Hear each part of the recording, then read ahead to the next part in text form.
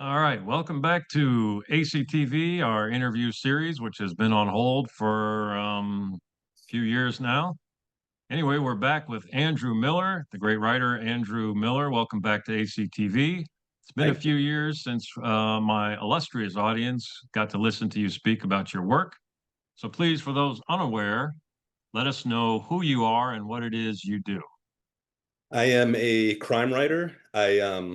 I focus mainly on detectives, noir, crime fiction. I've got a few short stories that go into other genres, Western, sci-fi, but mainly crime. I was one of the two other co-authors with you of the anthology LA Stories. I wrote the Lady Tomahawk section, and my short story Samurai 81 was in the Jacked collection from Run Amok Books, which was on the honor roll for the Mysterious Press anthology in 2023, which was very cool. And these days I am advertising Namaste Mart Confidential, my debut novel from Run Amok Crime, which was released in May of this year. And let's just jump right into Namaste Mart Confidential, which is certainly one of the most unique titles I've ever heard. You're very good with unique titles. Can you tell us everything that we need to know about Namaste Mart Confidential? Yeah, there's an element of it that I'm glad to be able to talk to you about because you kind of had an influence on it. I don't know if you've caught it yet, but the plot is basically it's two misfit, unlicensed private detectives who maintain their day jobs at a West Hollywood grocery store in Los Angeles in 2013. So it's a noir, it's a crime story, it's a dark comedy. A part that's pretty important that something you said was kind of on my mind while I was writing. I had a short story, as you know, in Pulp Modern in the 10th anniversary issue in 2021. And I remember I had a story that it was not set in 2011. And then I saw that for that issue, you were putting out the guidelines, and the guideline was it needed to be set then. And you did this video where you pointed out how much had changed in the last decade. And I think you said in all the decades that you'd been alive, there had not been more change than in the past 10 years. And something about that just kind of stuck with me. And so when I was sitting down to write this, this book is very it's fiction, it veers into the absurd regularly. But the two detectives, the personalities of the two detectives, people who kind of have known me well, they know that it's based off of me and a good friend of mine. And the reason that I said it in 2013, it something happened to my friend, a very crazy thing that's in the book in 2013. And so I knew that that would be my setting. And so once I was just kind of thinking about what would be different about today versus 2013, what you said kind of came to mind. And I really just started thinking about it really was a different world in 2013. It's like the book is not like a screed. I'm not out to like make some sort of social commentary, but I think an element of the setting of the book is such a huge part of why I think that the book works. It's subtle, but it's incredibly important because people read a book set in 2013 and it's like another world if you really think about how different things are. And there's a lot of reasons for that.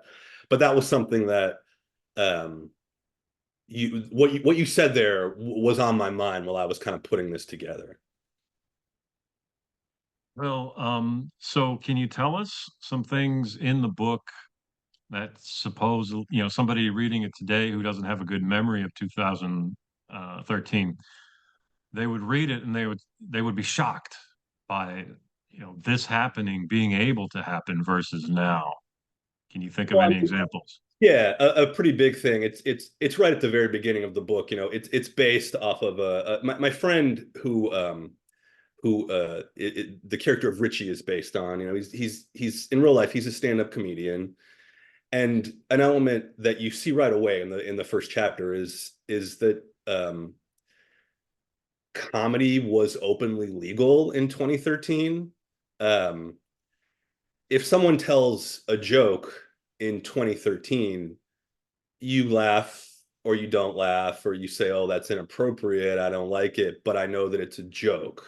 And I don't seek to immediately go on the internet and get some sort of credit for myself by showing how offended I was. Whereas if someone told a potentially offensive joke today, or at least within the past few years, it wouldn't be acceptable. And my friend told a joke about President Obama. It was it was a pretty funny joke, and everybody, and it's a room full of people that they were all almost certainly all Obama voters, and they all regarded it as a joke, and everybody laughed, and it was this kind of, looking back on it now, it was kind of like this like beautiful utopian moment where everyone was just sort of regarding themselves based on the traits of their personality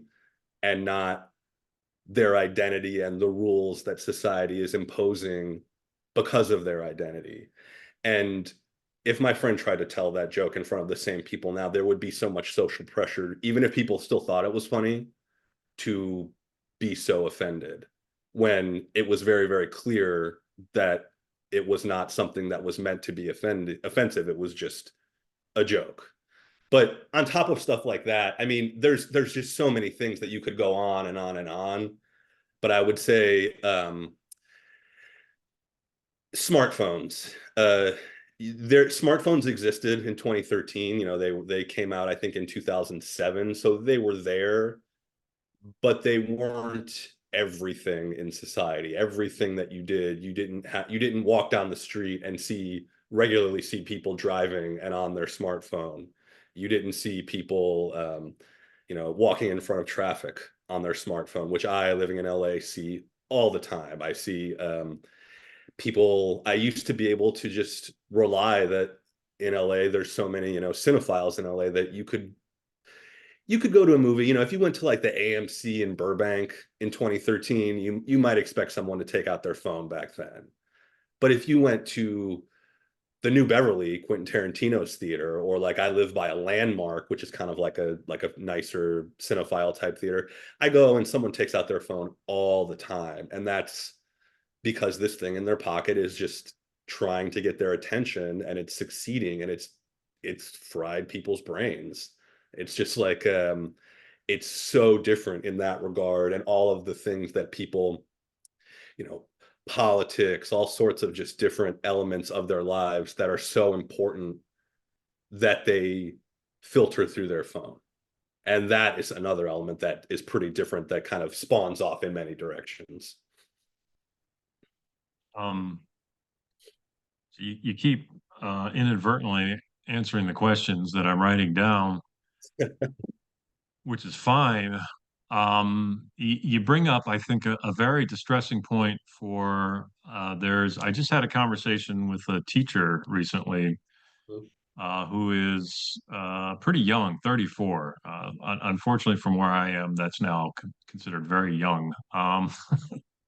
And at 34, this guy was pointing out that when he was younger, meaning in his early 20s, he felt that most people had adequate critical thinking skills and the ability to understand nuance.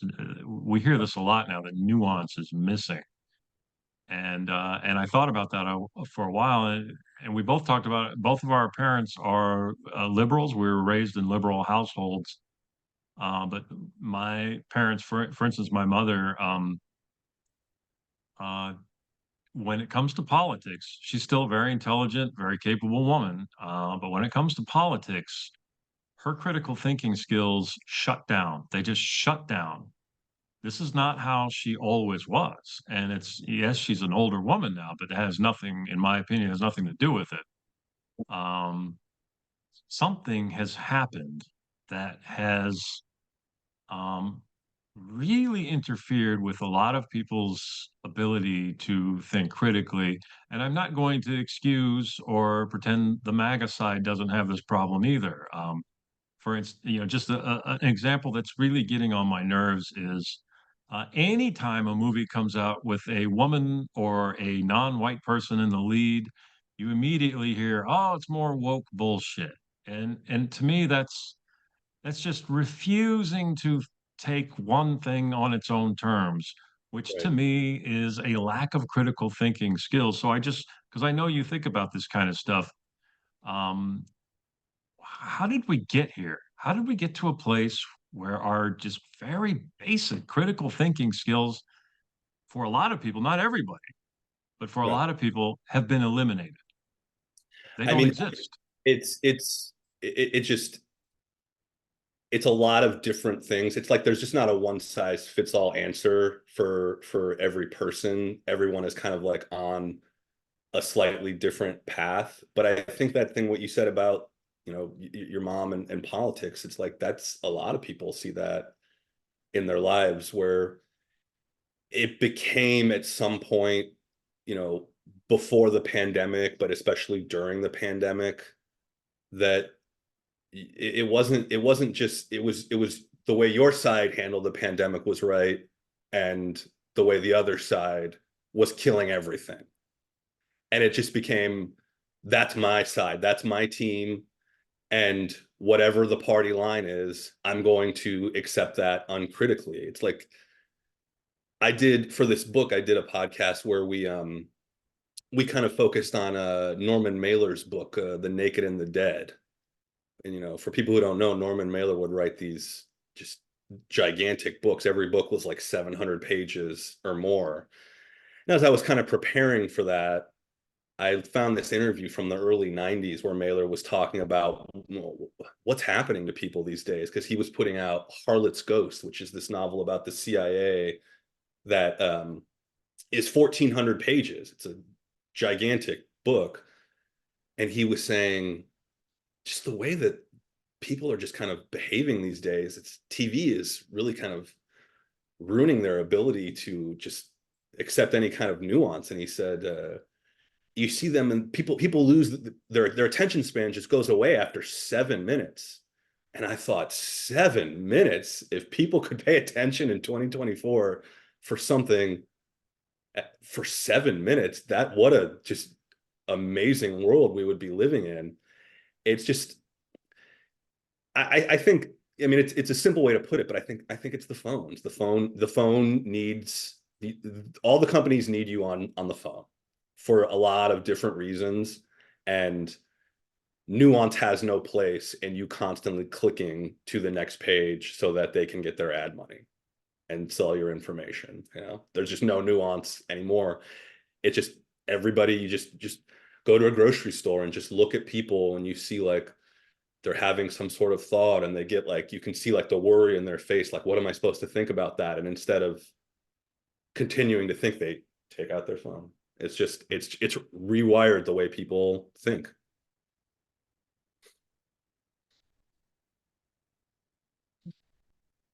Do you think that what's happening is in any way natural? Is this just a natural progression? Is this, for instance, is this just the natural progression of the relationship between humans and technology? Technology has always just kind of done more and more of the work that humans decide they don't want to do anymore. And at some point, Yeah, I mean, as things are going right now, I've never read the Dune books, but mhm, I saw the two movies that came out recently, and I know that the guy that wrote Frank Herbert, one of his elements of the backstory in those books is that in the period before the Dune books are set, there was this civil war, or a war. I'm forgetting exactly how it's depicted. I haven't read the book, but a war where basically um, there were very serious regulations put on technology was the outcome of the war, because people realized that we couldn't live this way. And so I know when you see those movies, you don't see, people don't take out their smartphone or any type of equivalent. There's spaceships and stuff like that, but there's no computers. And the more I see what it's doing to people, and yeah, I mean, politics, obviously, that's a big part of it, but it's affecting people's ability to make, understand, and appreciate art at also. And that is such a huge contributor to how like gray so many things about life have felt in the last few years. So, the more that I think about it, I think that they're going to have to see that this is not entirely a natural progression, and there'll have to be some sort of, you can't take your smartphone out in school. There are certain sites where like kids won't be allowed on it. They're just going to have to be more regulations about this sort of thing, because it's really just destroying people. I hope I'm wrong about that, and I hope that it is just something where people come to find some sort of positive peace with it, but I don't. It doesn't seem likely to me. I was somebody that I was talking about this with recently suggested that we need to start regulating cell phones the way we regulate alcohol, that you have to be 21 before you can have one. What Yeah, do you think of that? I mean, I see the urge for that. It's a hard one because I'm for personal freedoms, and I just I'm for personal freedoms, but at the same time, the more, we remember a world where there was no phones. We know what that was like, and we know that it's different. And at a certain point, there's just going to be people that don't remember what it was like. I think a law would be too far, but there just has to be some sort of cultural shift, like someone that has to just find some way to get people hopeful about realizing they don't need to spend their whole lives on their phones. They really don't. Like someone has to stand up and do something and gets people to see that. I don't know what that would be, but I would.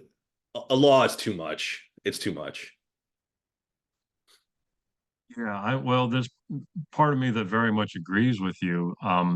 That I hate how much is already legislated in this country. But I recently did a long-term gig at because I have to have many jobs in order to live in California because the economy is so wonderful. And I recently did a long-term sub gig at a high school that's basically the last chance high school for students who they just can't they get moved there from the so-called regular high schools. These are Right. kids who when you talk to them individually, they're all wonderful individuals. They have great personalities, I thought, very wonderful, dark senses of humor. They're a lot like I was when I was in high school. I didn't want to sit in a row and just spit back information. I was very creative, and it would have probably benefited me to have a school like that when I went to high school, but that's neither here nor there. The one major issue that I saw at that school was that almost, there are a few, but almost none of the students could separate themselves from their cell phones, even in class. And I had some students that all they did was look at their cell phone. It didn't matter what I said. The school had no clear policy on that. I think that's going to change. And I personally, because of experiences I've had in the past or colleagues of mine at other schools have had, I will not take a cell phone from a student because that leads to bigger problems. Right. And as far as I'm concerned, the student A should not have the cell phone in the first place.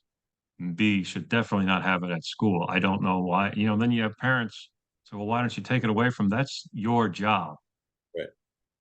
Uh, that's the parent's job. The difference between the dependency on the phone in 2019 and the dependency in 2024, it's like it's so much more that there was a really serious mental trauma there. Like a lot of people went through something and the only thing that they had was their phone.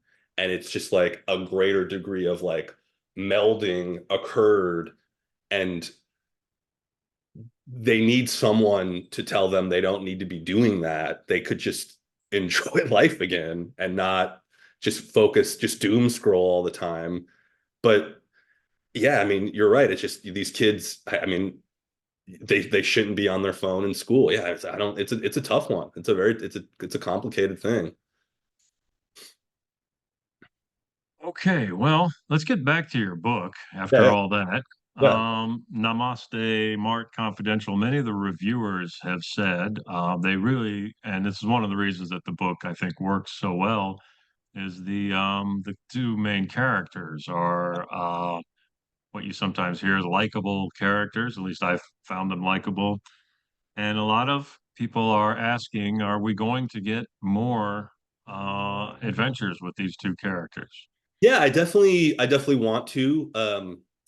I don't know if you have anybody like when you're writing where I know that we've kind of talked about, you've told me certain people where you've based things on here and there, but the character, the narrator is Adam, and Adam's personality is supposed to be me, and the character of Richie, who is a good friend of mine, he's kind of a guy that like if I wanted to take something that he did and put it in a story, he's one of those guys where it's like it's a completely fictional story, but I wanted to take something from his life because I thought that would be good in a book. I have to tone down the truth story to make it seem believable in fiction. Um, and there's so many other elements that I think I could explore. I don't plan to have the next book be another Adam and Richie story, but I definitely want to revisit them for sure. I want it to become more of a series. I kind of think of it as those British Up documentaries, like not where I would put out a book every year with just these characters, but sort of you dip in down the road and you see where things have changed, where are they now 5 years later? And so yeah, I definitely want to do more, but it's not going to be the next one. A couple of things that I see prevalent in most of the things I've read by you are at least two subjects are Los Angeles and religion. So could you maybe tell us a little bit about why those two things are so prevalent? Los Angeles is basically, as a kid growing up in Ohio, I I always was drawn towards crime novels that were set in LA, most specifically James Elroy, but quite a few others, Raymond Chandler, Ross McDonald.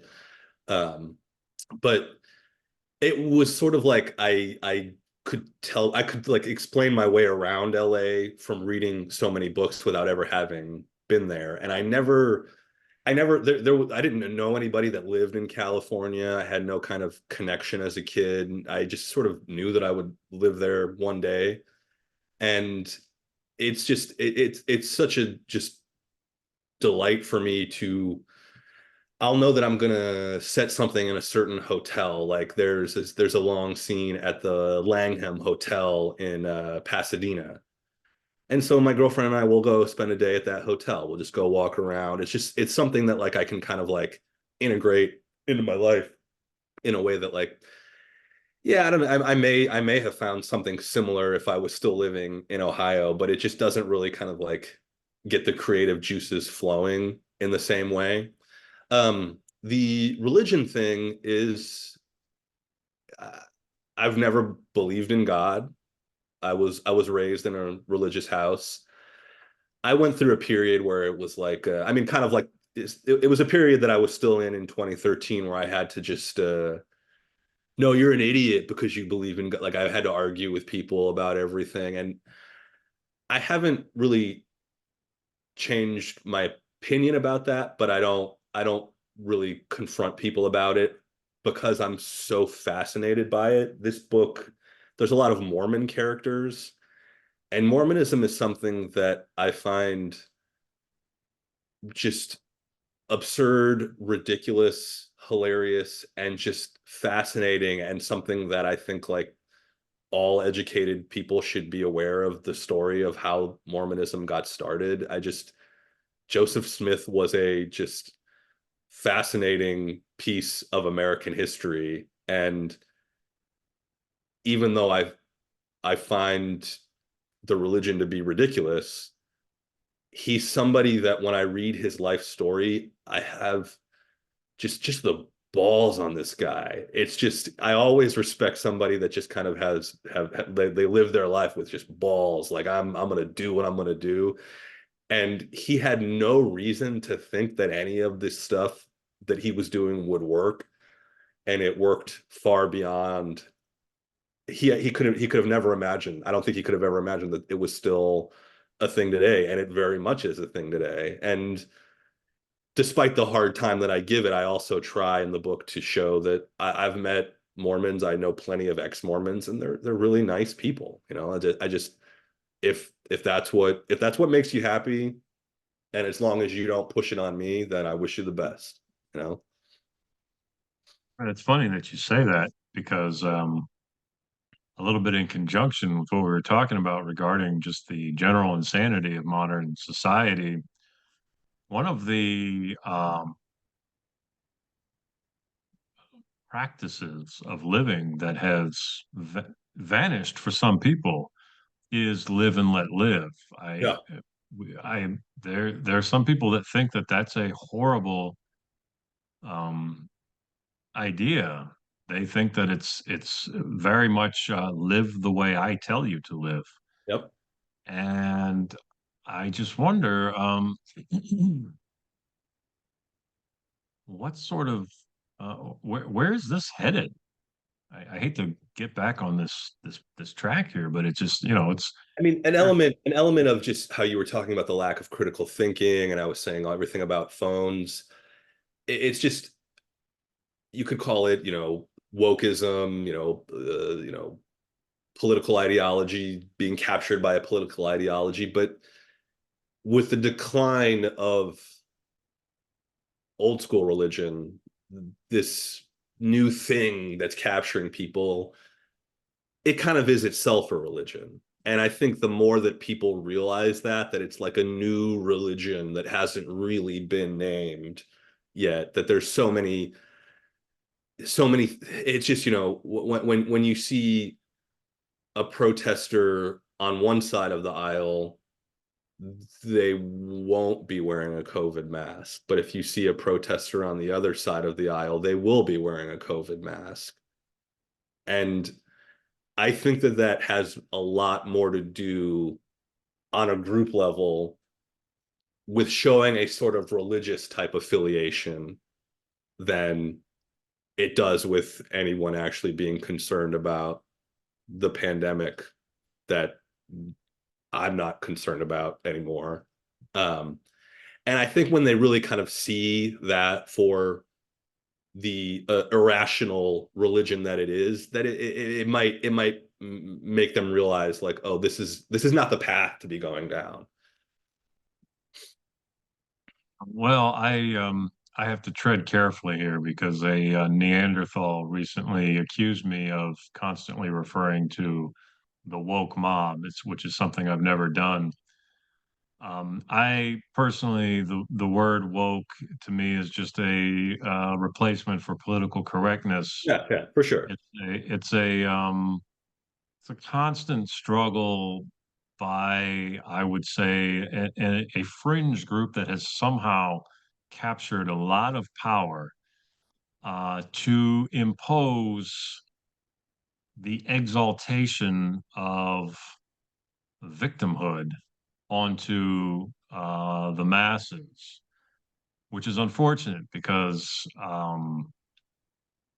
nobody should ever, no matter who you are, you should never think of yourself as a victim. And yet, this is what is revered in this particular circle. which I don't see how that works out for the masses at large. Yeah.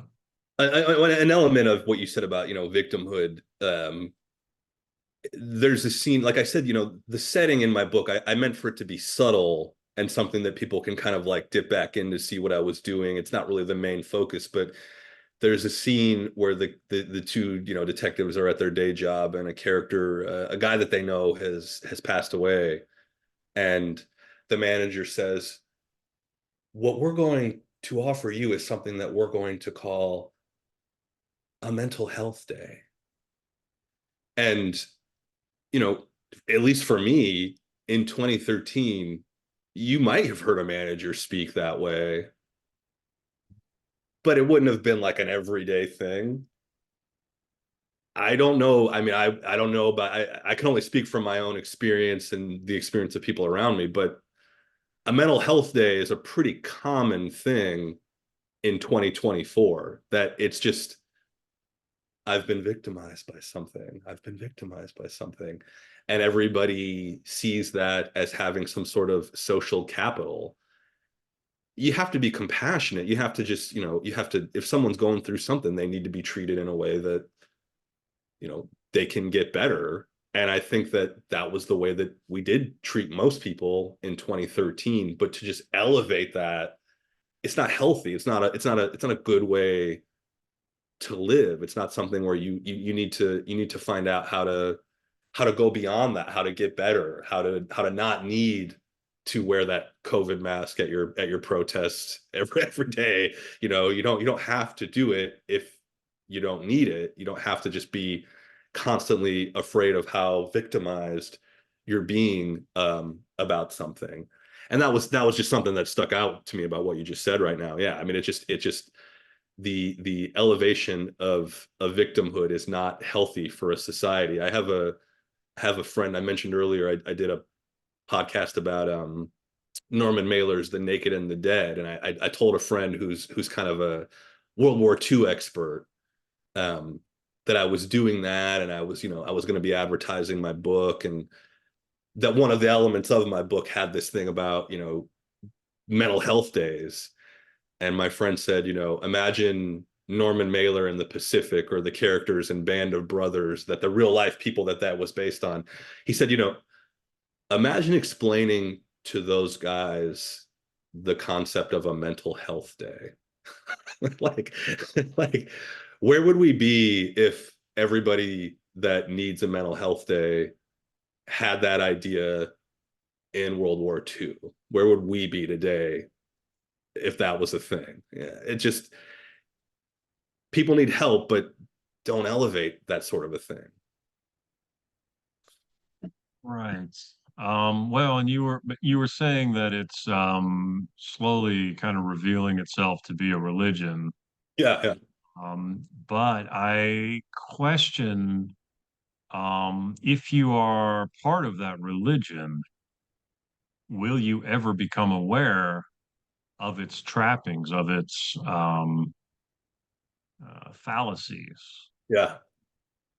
Yeah, I mean, I for some people, yes, for others, no. But it's just, I think that, an example of being aware of its fallacies. I'm somebody, and I think, you've got to be similar. You have a similar role in your life to people that, like, I'm somebody that, if it's someone in my life that they have some thought that they're afraid that they're going to offend somebody, people know that they can kind of come to me and run it by me, and they know I'm not going to bite their head off about something. And I have quite a few people in my life who, formerly are extremely dedicated progressives, maybe, woke, maybe both of those things, maybe proud to be both of those things, but they have Jewish people in their lives. And they're coming to me, and they're saying things, I'm summarizing here, but they're saying things like, Andy, I don't know what to think about what's going on lately. I saw these videos that these terrorists in Hamas uploaded on after October 7th, about them murdering civilians, on and on and on, just things that they were proud to do. They've seen that this group Hamas has said if there was a ceasefire, they would continue to do these same things, which is to kill Jews as their stated goal. And then they're seeing progressives go out and say, we want there to be a ceasefire. And they're thinking about the people in their lives that would be affected by this. That it's like there's this human connection where something that didn't connect before is connecting now. And it's making them very kind of quietly walk away from that religion. I can tell you, I know people like that in my life right now that are going through that. It's like if you're seeing the human cost, like that person didn't deserve this. Like we both know people in the writing community that have been through shit that they didn't deserve. And I think a difference between me and you is we're not going to just like go with the group on that particular thing.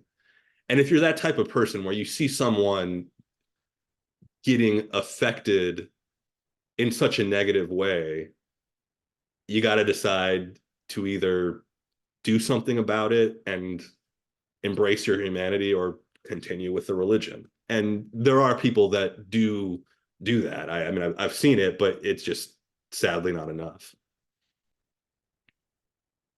The last time that we spoke on here on ACTV, we were talking about your story, Killer of Turfs, which is a nuanced examination of the whole transgender situation as it, and it wasn't nearly as evolved as it is now when you wrote that, but you got into some controversy with that, and I was just curious if you thought that the climate in publishing and writing and art in general had changed for the better or for the worse with regard to being able to have nuanced explorations of hot button issues in the arts.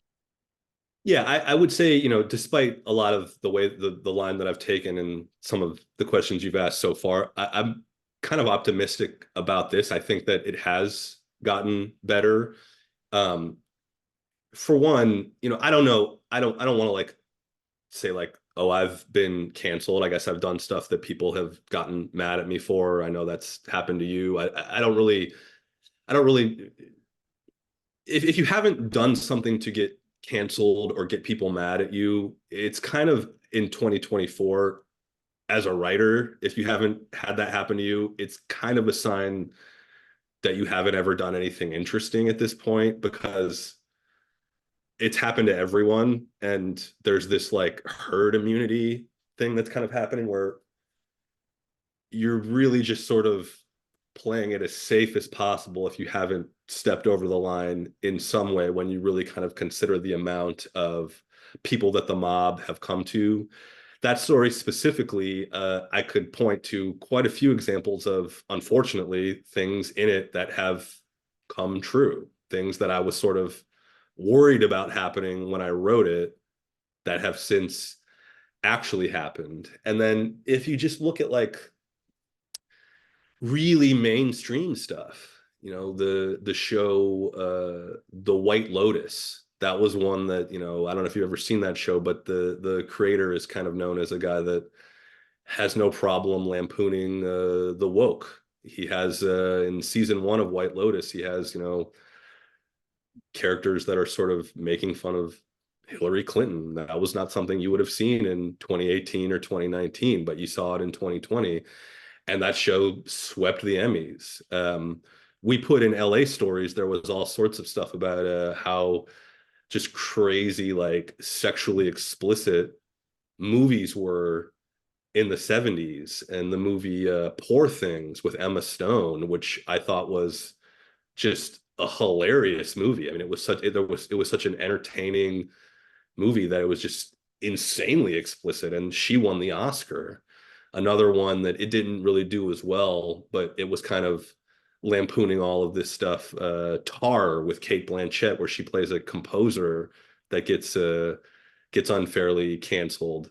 Um, you're seeing in the mainstream cracks in this sort of thing. And so at our level, I think, yeah, I think it's much less of a big deal. People are really starting to see um, this is not a way to live. And if someone wants to write a fictional story, yeah, you might still see someone trying to get mad about it, but the people that get outraged or pretend to be outraged more and more and more, you're seeing the phoniness and you're seeing the hypocrisy just as blatant as possible, and they don't have the power that they used to.